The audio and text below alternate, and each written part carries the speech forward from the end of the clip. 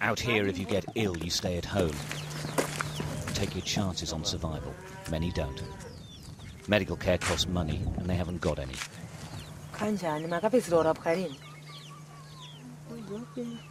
The villagers don't know what's wrong with her, but she's been getting weaker and weaker for weeks. The family has no proper food to give her. Scattered around all the villages we visited, we always found someone barely gripping onto life. She's sick. This one. You know what? The chances of surviving serious illness in Zimbabwe's rural communities is virtually nil.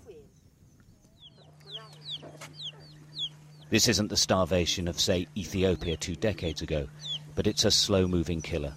There's simply not enough maize being grown to feed millions of people.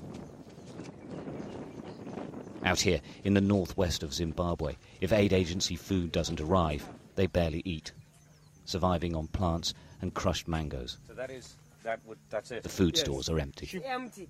Empty bag, Empty no bag. meal. No meal. When was the last time you had nearly? Oh, 2 weeks ago. 2 weeks? Yes. That's the last time you had a proper dinner? Yes. Okay. And when will you get the next supply? We don't even know. No idea. They are starving.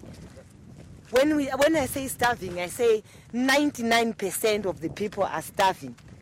There are no seeds, there are no food. They have no food, all of them. Yeah. They are suffering. So we are really looking for a big help so that we may be helped, so that we may go to the fields. And if you don't help this by giving us seeds and maize, it means next year we are going to have double hunger. And we are going to suffer more than we are doing.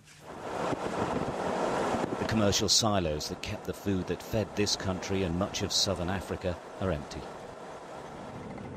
Driving through the countryside, it's hard to imagine that just a few years ago the fields would have been filled with crops. Instead, meagre shoots poke through the earth. The people here have been able to plant some maize, but they are untreated seeds. The result is that the yield will be very, very low. Perhaps worse, that yield isn't due until February next year. Until then, they've got absolutely nothing. There's a roots here. Yes, there are some roots. That's why she's digging for roots to make soup. The lack of food, though, isn't as random as it seems.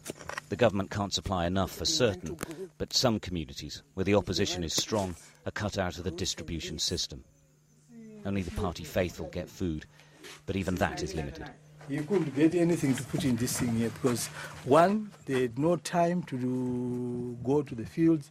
They were always called for rallies and useless rallies and murdering of people. They would be running away all the time. No time to go to the fields.